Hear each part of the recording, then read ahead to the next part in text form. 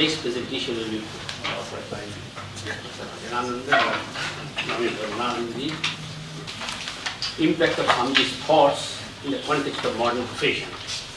So you can have some idea, some solution. The topic originally assigned to me was classical Vedanta and Swami Vivekananda's practical Vedanta.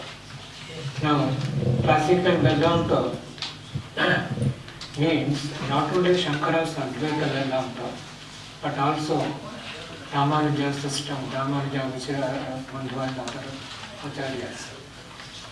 Here it is not possible to compare the views of Ramanuja and others with Swamiji's, so I confine only to Shankara's Advaita Vedanta. Then secondly, Swamiji's practical Vedanta. There is a popular notion that Swami Vivekananda's Vedanta is practical Vedanta. The truth is, practical Vedanta is only one aspect of Swamiji's philosophy of Vedanta. It is the practical application in practical life of certain basic Vedantic principles. That is what we call practical Vedanta. But Swamiji made important, significant contributions to Vedanta itself, theoretical, philosophical aspect of Vedanta. These have not received the attention they deserve, either in India or even in India, especially in academic circles. So Swamiji's, the Vedanta as interpreted by Swamiji has got 3 or 4 aspects. One is we may call it integral Vedanta, in the sense that it includes not only Shankara's Advaita Vedanta but other systems also. Then secondly, Swamiji's views on harmony of religions, and then Swamiji's views on socio-political ideas, and lastly practical Vedanta. Dr. Ramesh Chandra Majumdar, in a thought-provoking article in the Bengali book Juga Nayak Vivekananda, there he has pointed out this Swamiji's Vedanta has got 3 or 4 aspects. So I will here, though I've been asked to give a talk on practical Vedanta, I will focus mostly on the theoretical and philosophical aspects of Vedanta that Swamiji popularized and strove to interpret the modern world. The main topics in this exposition, there are 8 topics. The first 4 topics mostly deal with the theoretical aspects. Shankara and Swamiji, Swamiji's views of Shankara and Swamiji on Shruti, their views on Anubhava or direct experience, their views on Yoga, their views on Maya, and then transcendence and immanence, and then the positive outlook on life, harmony of religions, and lastly, practical Vedanta. The first topic in our discussion is Swamiji, the views of Swamiji and Shankara on Shruti. Vedic exegesis is based on 3 presuppositions. 1. Sovereignty and supremacy of the Veda as a pramana. 2. Apaurusheyata and Nityata of the Veda. And 3. The principles of Samanvaya and Aikarthya. First topic is sovereignty and supremacy of the Veda as a pramana. Following the Mimamsa system, Advaita Vedanta accepts 6 pramanas. These may, however, be reduced to 3 main pramanas: Pratyaksha or perception, Anumana or inference, and Shabda or verbal testimony, which are accepted by almost all the systems and schools of Hindu philosophy. Of these 3 pramanas, Pratyaksha and Anumana give only empirical knowledge, that is, knowledge which can be gained through the senses. Knowledge of the ultimate reality, Brahman, Atman, their identity, Ishvara, and other supersensuous truths can be gained only through Shabda or verbal testimony. This is the view of Shankara and is also the view of all the other Vedanta Acharyas. Most of the systems of Hindu philosophy speak of two kinds of Shabda: Aptavakya, the verbal testimony of reliable person, and Shruti, the verbal testimony of the Veda. The first one is Paurushaya or personal, and the other one is Apaurushaya, impersonal. Shankara takes Shabda in the sense of Shruti, that is the Vedas. Swami Vivekananda has unified the two kinds of Shabda, that is Aptavakya and Shruti. This will be discussed further later. If a fact can be known through perception or inference, then there is no need to rely on Shabda for that knowledge. Therefore, the Veda can be regarded as the highest authority only if it deals with those truths or facts or laws which cannot be known through other pramanas. Basing themselves on this principle, the Mimamsakas define scripture as Ajnatartha Jnapakam Shastram, that which makes known what cannot be known otherwise. They, however, hold that the main purpose of the Veda is to make known vidhis and nishedhas, injunctions and prohibitions. Since this claim was based on an undeniable truth, Shankara's response to it was to treat the Veda as having two main divisions: the Karma Kanda, which includes the Mantra, Brahmana and Aranyaka parts of the Veda, and the Jnana Kanda, which includes the Upanishads. The purport of the first part is to reveal vidhis and nishedhas, whereas the purport of the second part is to reveal the true nature of Brahman. Shankara takes the Upanishads as the highest authority for all the basic truths of Advaita Vedanta. Swami Vivekananda follows the standpoint of Shankara mentioned above.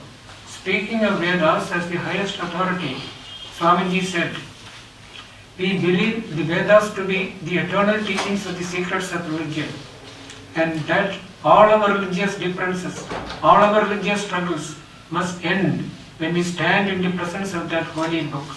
We are all agreed that this is the last court of appeal in all our spiritual differences." Swamiji accepts the division of Vedas into Karmakanda and Jnanakanda and regards the Upanishads as the authoritative part of the Vedas. There are, however, some differences between Shankara and Swamiji in the mode of exposition of the scripture. Here it should be noted, as Professor M. Hiriyana had pointed out, that in Hindu philosophy only two main types of reasoning have been developed: inferential reasoning and hermeneutical reasoning. Independent reasoning based on logical consistency, coherence or hypothesis beginning with any set of premises or postulates did not develop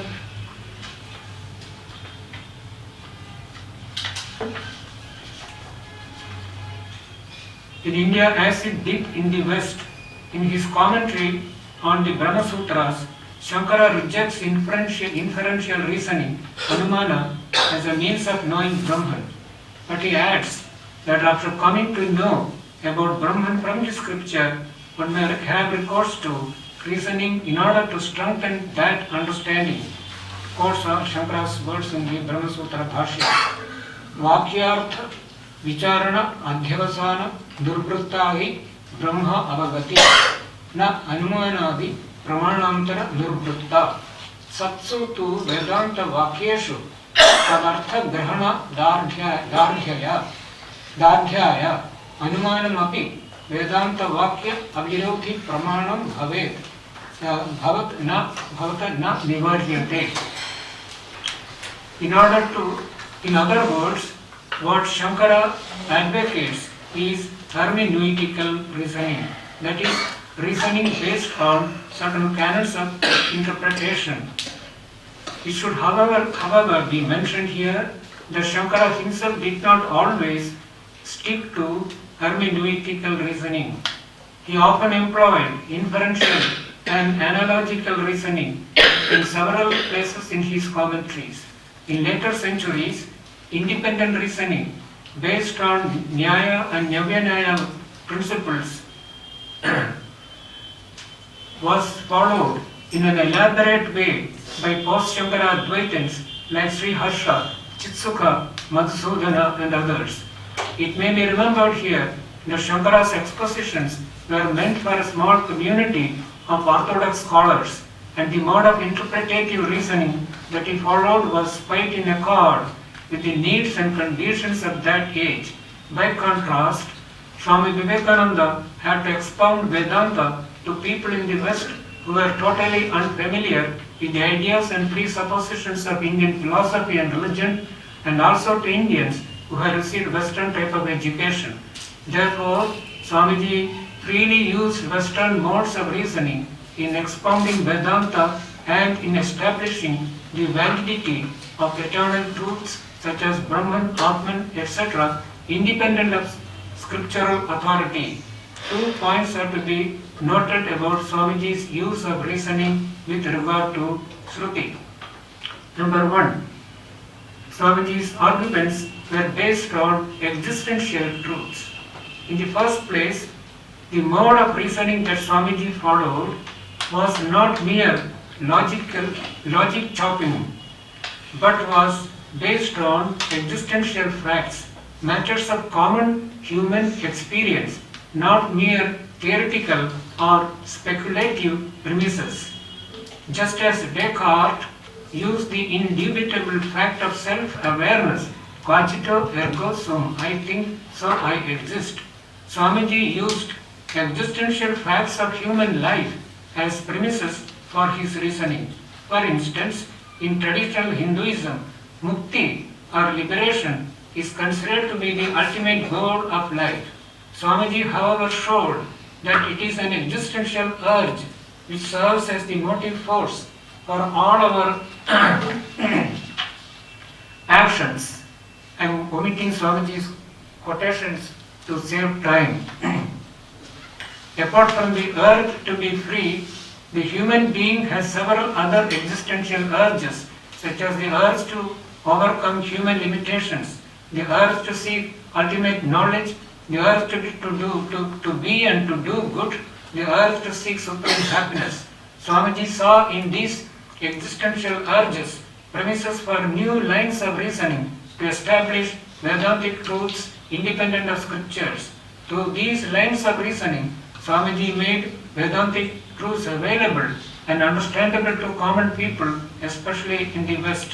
The second point on which Swami Vivekananda has charted an independent course is his attempt to reconcile Vedanta with science. This is an important subject in itself, which deserves a detailed treatment. Here, we can present only some of the salient points in this reconciliation process. First of all, Swamiji suggests that religions of the world should be subjected to scientific investigation. The reason for this is that spirituality forms the essence of all religions, and scientific study of religions would free true spirituality from its socio-cultural matrix consisting of superstitions, customs, institutions, symbols, rituals, and dogmatic assertions. The universal form of spirituality will then emerge as a true science of consciousness. Omitting Swamiji's quotations on this important topic. Furthermore, Swamiji pointed out in different contexts several similarities between science and Vedanta, although he often used the term religion instead of Vedanta. The similarities Swamiji found between science and Vedanta. Swamiji gave these similarities more than 100 years ago, but in recent years, recent development, especially in quantum physics, the importance of consciousness, human factor in understanding physical phenomena, especially at the quantum level, has been recognized. As a result, there has been a great spurt of interest in studies in consciousness even in the academic and in the universities. And this understanding of consciousness has provided a connecting link between science and spirituality. So spirituality itself is now being taken up as on a kind of scientific basis in many of the universities. We are discussing Swamiji's views on Shankara's views on Shruti. The second topic under this subject is impersonality and eternality of the Vedas, that is the Apaurushayata and Nityata of the Vedas. Till now we have been discussing the topic views of Shankara and Swamiji and Shruti. At the beginning it was pointed out that Vedic exegesis is based on three presuppositions. We have been discussing the first presupposition, namely the sovereignty and supremacy of the Vedas. We now turn to the second presupposition, Apaurushayata and Nityata of the Vedas. Apaurushayata. The concept of Apaurushayata or impersonality of the Vedas is taken over from the Mimamsa system. According to the Mimamsa school, the Vedas are Apaurushaya or impersonal, as they never had any person as their author. Shankara, basing himself on the Brahma Sutra, the first Pada's third sutra, Shastra Yonitvad, states that Brahman is the cause of the Vedas. In his comments on that sutra, he gives 4 reasons to prove that Brahman is the cause of the Vedas. Shankara's main contention is that a Shastra which is so vast and deep and complex could not have originated except from an omniscient being, and that is Brahman or Ishvara. Prakashatman of the Vivarana school explains that if after knowing a thing from perception or inference, sentences are constructed in order to convey their knowledge to others, such sentences are Paurushaya or personal. God did not first get the knowledge contained in the Veda through other pramanas, hence the Vedas are Apaurushaya or impersonal. We come to Nityata or eternality. There are differences of opinion among Hindu philosophers as to whether the Vedas are Nitya, eternal, that is without beginning and end, or created at a particular time. According to the Mimamsakas, the letters are eternal. Of course, by letters they mean not mere not the perceived sounds, dhvanis. The sounds produced by a speaker are only the revealers of the real words which are not themselves produced. Since the Vedas are the source of these eternal words, Vedas must be eternal. That is their argument. In Indian thought, 2 kinds of eternality are recognized. Kutastha Nityata, as in the case of Mount Kailas which never changes, and Pravaha Rupa Nityata, as in the case of the Ganga, which is ever self-renewing. Shankara holds the Vedas to be eternal in the second sense, that is Pravaha Rupa Nityata. And omit further arguments about that. It is clear that most of the educated people in the present day world may find it difficult to accept the theories of eternality and impersonality of the Vedas propounded by the classical philosophers. We have mentioned them here only to highlight the importance of Swami Vivekananda's views. Swamiji accepted the Apaurushayata and Nityata of the Vedas. He said, the Vedas do not owe their authority to anybody. They themselves are the authority, being eternal, the knowledge of God. They were never written, never created. They have existed throughout time, just as creation is infinite and eternal. This knowledge comes out at the beginning of a cycle and etc. What is unique and important in Swamiji's explanation of what Apaurushayata Nityata mean is that it is in accord with modern thought without contradicting traditional view. According to him, when it is said that the Vedas are impersonal and eternal, what is meant is that the truths and principles contained in the Vedas are eternal. In this respect, They are like the scientific theories and laws, as for instance the law of gravitation. These laws existed even before they were discovered. They exist all through eternity. Again, when it is said that Vedas have no author, what is meant according to Swamiji is that the Vedas were not created by anybody, as Kumara Sambhava was created by Kalidasa and Mahabharata was created by Vyasa. The Vedic rishis were only the seers, the discoverers, the revealers of the eternal truths contained in the Vedas. Newton was only the discoverer of the law of gravitation, which existed and still exists independent of him. To quote Swamiji's words, it may sound ludicrous to this audience how a book can be without a beginning or end, but by the Vedas, no books are meant. They mean the accumulated treasury of spiritual laws discovered by different persons in different times, just as the law of gravitation existed before its discovery and would exist if all humanity forgot it. The discoverers of these laws were called rishis. This interpretation of eternality and impersonality of the Vedas by Swamiji has now become an essential part of modern Hinduism, although most of the Hindus are not aware that it is Swamiji's interpretation.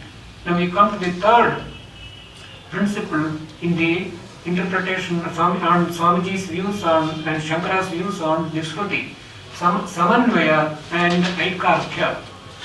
These constitute the third set of principles in Vedic exegesis or interpretation. The Vedas had their origin not in a single prophet or rishi.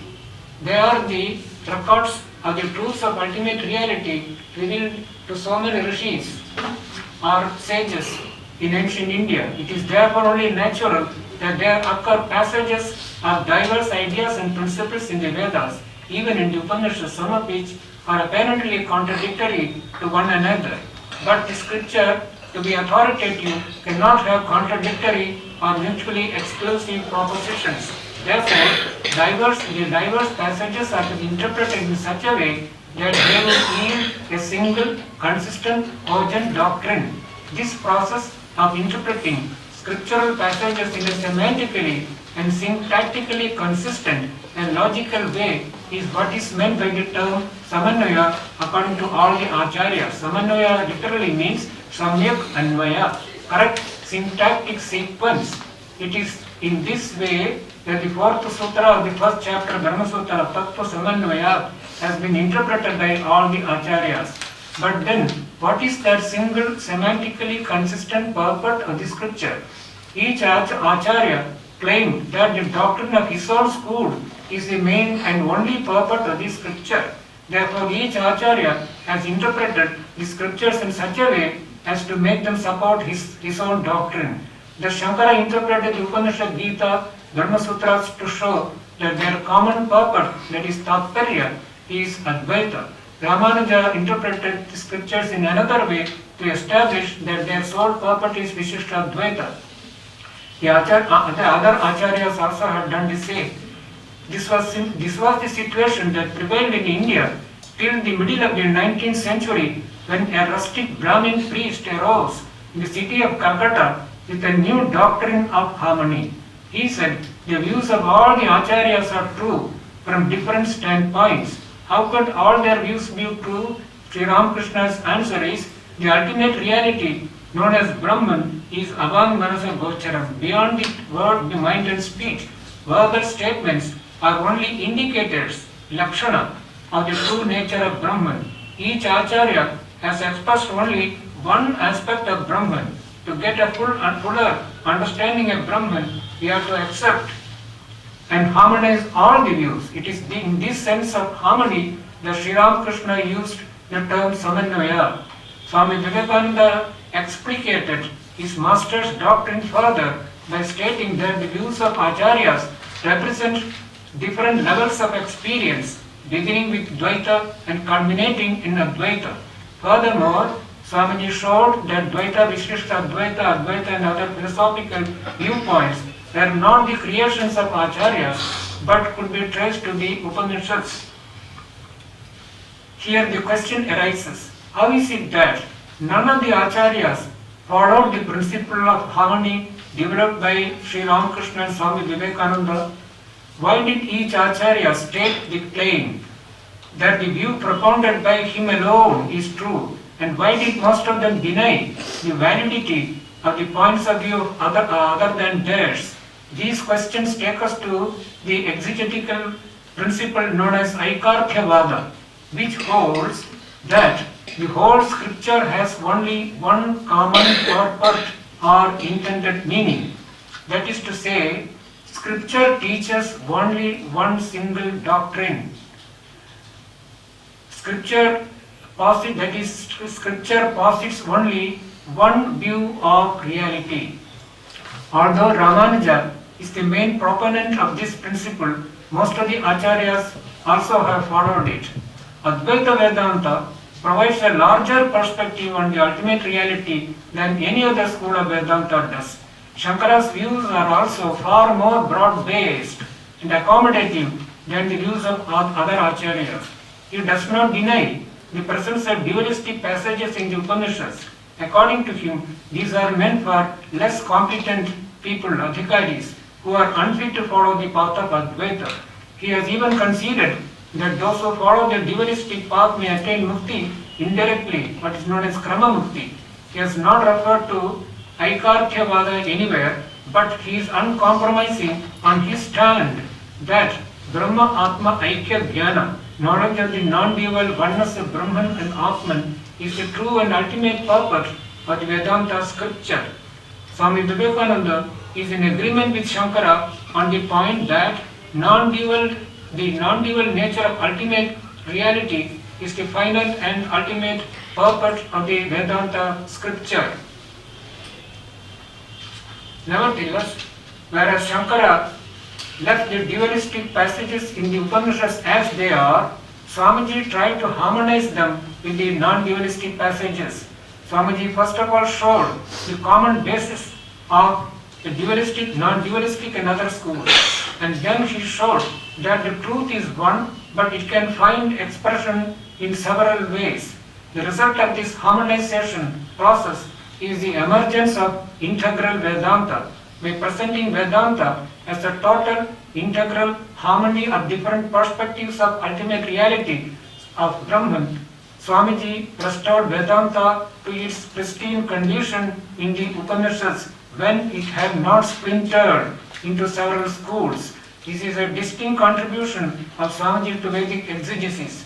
Swamiji developed this integral Vedanta in the light of the life and teachings of Sri Ramakrishna. From the above it is clear that Swamiji held the view that the scripture has multiple purport. Aikarthyavada, the single purport theory of scripture, may hold good in the case of scriptures of other religions like Buddhism, Christianity, etc., which uphold a single track view of reality. But Aikarthyavada does not hold good in the case of Hindu scriptures. The Vedas are not single scripture, but multi-scriptural compendiums. The Upanishad, the Gita and Brahma Sutras are really spiritual encyclopedias which are amenable to manifold interpretations. They are so vast and complex they can serve as the source for many philosophical views and spiritual paths. For centuries, these great scriptures have been kept confined to the exclusive possession of a small section of Hindu society. Swami Vivekananda broke the social barriers and made them available to all people all over the world. As a result, the Upanishads, the Gita and other Hindu scriptures have now become universal scriptures. There is also one more point about Swamiji's views on Shruti, to which Professor Ram Bachchan has drawn critical attention. In this context, I would like to mention that in the beginning I said Swamiji's philosophical views, Swamiji's views especially on Vedanta, interpretation of Vedanta and all that, have not received adequate attention, especially in the academic circles. The Ram Bachchan is one exception. Professor, he is a professor in religion in St. Olaf College in Minnesota. He has written a wonderful book, The Limits of Scripture. he took 1 year leave, sabbatical leave, and worked on Swamiji and produced a book on. There he has compared. His attempt is to compare Swamiji's views with Shankara's views. And this present paper is a response to Professor Ram Bachchan's arguments also. Swamiji did not confine revelation to the Vedas. He believed that the scriptures of other religions are also revelations, and that revelation is a continuing process. Revelation may take place in future also. Swamiji said, is God's book finished, or is it still a continuous revelation going on? It is a marvelous book, these spiritual revelations of the world. The Bible, the Vedas, the Quran, and all other sacred books are but so many pages, and an infinite number of pages remain yet to be unfolded. That we are discussing the first topic, that is Swamiji's and Shankara's views on the Shruti. Now we come to the second topic, Vivekananda's view on Anubhava as Pramana.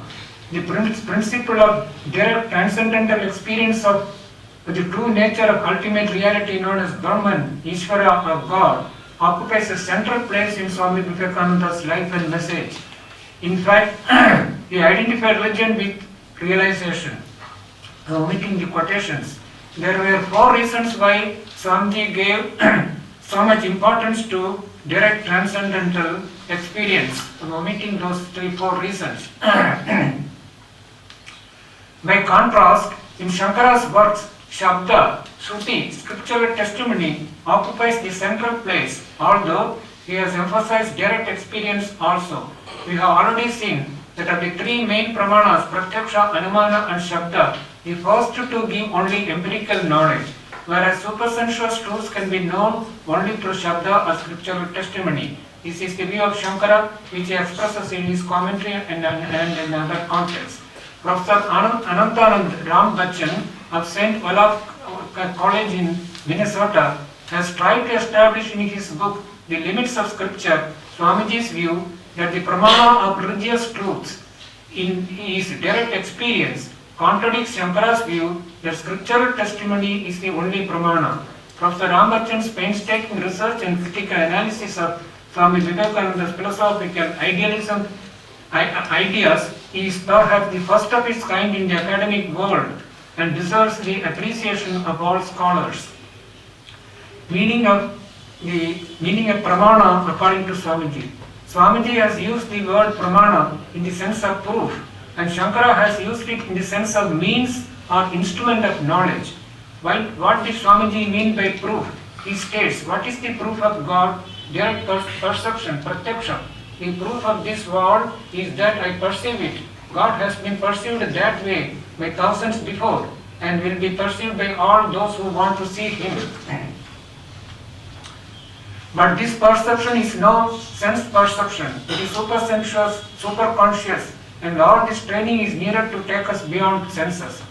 As regards the means of instrument of knowledge, Swamiji has spoken of it as buddhi, or higher intuitive faculty in the Vedantic context, and as the awakening of the Kundalini in the Raja context of Raja Yoga. Swamiji's view is supported by several other scriptures like the Gita, which speaks of buddhi grahyam atindriyam, and several other scriptures also support Swamiji's views, which I omit. Pramana according to Shankara. For Shankara and all other traditional teachers have used pramana in the sense of means or instrument of knowledge. Pramakaranam prama. According to Shankara, knowledge of Brahman is of 2 kinds. Astitva jnana, or knowledge of self-existence, and Swarupa jnana, or knowledge of the true nature of Brahman. The first one, Astitva jnana, is self-evident, Sata Siddha. It does not need any proof because everybody spontaneously knows that he exists. According to Shankara, this knowledge of self-existence comes from the Atman. But Swarupa Jnana, knowledge of the true nature of Brahman, can be had only through Vedanta scriptures. Shankara does not accept the validity of any a spiritual experience which is not mediated through the Shruti. Therefore, he rejects Patanjali's idea of Ridambhara Prajna to truth-bearing yogic intuition and the views of other schools. To quote Shankara, na veda nirapekshena yoga margena va nishrayasam adhigamyate. From this, Professor Ram Bachchan concludes that Swamiji's view ideas of Anubhava are direct transcendental experience of Brahman as a pramana goes against Shankara's view that Brahman can be known only through the scripture. But Shankara has qualified his view with two clauses. There is no time to read the whole thing, just to mention briefly. Though Shankara says that Shruti is the only pramana for knowing transcendental truths, he also adds that this Shruti knowledge must end in Anubhava, transcendental experience. Anubhava avasanatvat, he says. Secondly, he says, even the Shruti, that all the pramana, the Shruti, the scriptural pramanas, they apply only to the state of bondage. And final conclusion is, when the ultimate realization dawns, Shruti, everything becomes mithya. So the question arises, how the scripture, which is the scripture itself is mithya, how can it lead to, how can it give rise to valid knowledge? The Shankara and post-Shankara Advaitins have given different types of explanations which are not convincing. Whereas by contrast, Sri Ramakrishna, simple the explanation he has given, the Bachchan, that Veda, সব জিনিস উচ্ছিষ্ট এত হয়ে গেছে, উচ্ছিষ্ট হয়ে গেছে, বেদা ব্রহ্ম এক জিনিস মাত্র উচ্ছিষ্ট হয়নি, উচ্চারণ বলা not defined. That is what Thakur says. I don't time to quote the whole Swami Thakur's quotation. So that is about the. Then third topic is Swamiji's and Shankara's views on the yoga. The only main can time only to read the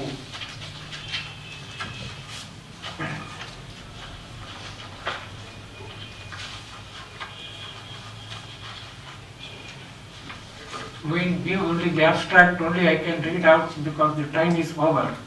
Views on Swamiji's views on yoga. All Vedanta acharyas accept only three yogas: Karma Yoga, Jnana Yoga, Bhakti Yoga. Swamiji has introduced the fourth yoga, Raja Yoga. This is where unfortunately most people do not understand. It has become an essential part of the modern Hindu faith. That so many people think there are four Vedas. Actually, acharyas accept only three yogas. And Swamiji introduced the Raja Yoga. And this Raja Yoga is often confused with Patanjali Yoga Sutra.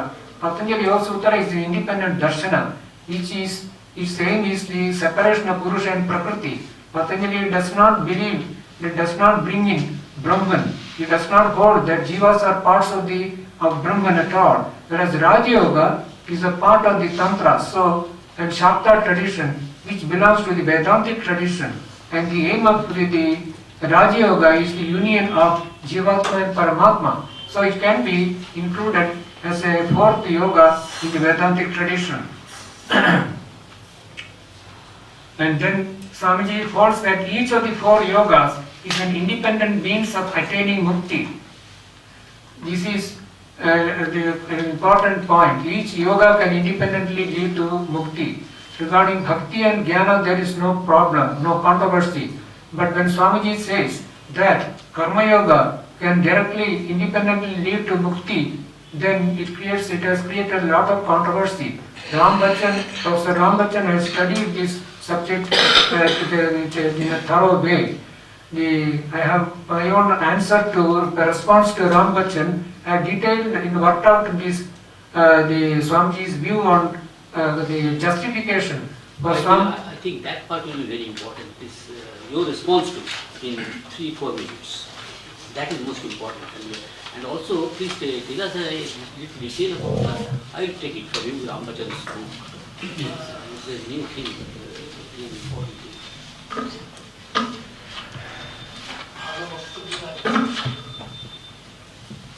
The second concept is the autonomy of Karma Yoga.